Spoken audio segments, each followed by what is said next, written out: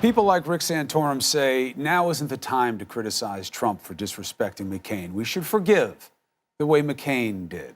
That's disingenuous nonsense and a shameful defense of indecency. If you respect Senator John McCain's memory, you would never dismiss the obvious instruction at play here right now. Trump didn't like McCain. Fine. Maybe he was jealous of him and his heroism. That's fine too. What isn't fine is our president indulging his gripes in a national moment of loss.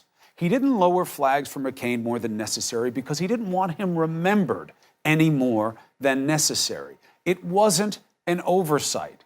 It was a slight, just like with the journalists at the Capitol Gazette shooting in Annapolis. Contrast with Billy Graham. When the Reverend passed, they kept the flags lowered longer. Why? Trump liked Graham. Graham was good to him. The truth here is as plain on the look on Trump's face when he was asked today about the senator. 3 times he refused to answer questions about McCain. Reporters were shouting at him to weigh in on McCain's incredible legacy. They got nothing. So why is the flag back at half-staff now, if what I'm saying is right?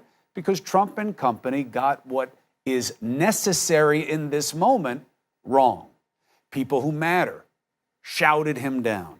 He looked like a loser, as he would say. So someone or a group got through to Trump. Lower the flag. Show respect. Do what a president does in times of national pain and loss. Be best. Not a hashtag, heartfelt. We get that Trump doesn't mean thoughts and prayers. Apparently, the McCains aren't looking to him for that kind of comfort. The senator didn't even want him at his funeral. But the point is, you do it anyway, Mr. President, because it's not about you. It's about us and what we want held up, which in this instance is very clear.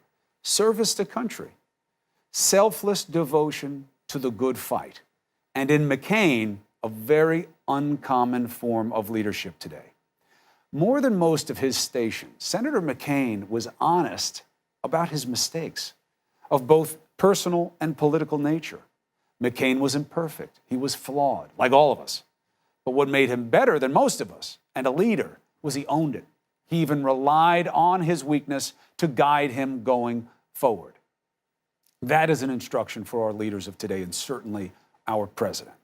But Rick's right. It shouldn't all be about Trump, not when this is about John McCain, even in a point of contrast. On a personal note, McCain was a fighter, and I respected that so much. He gave me a hard time sometimes. He didn't like some of the questions, and I respected that too. I've also been where his family is right now. I know the pain, the fear that they'll never be able to release or replace who's been lost. I have no salve. There is no remedy that I know of for the senator's passing.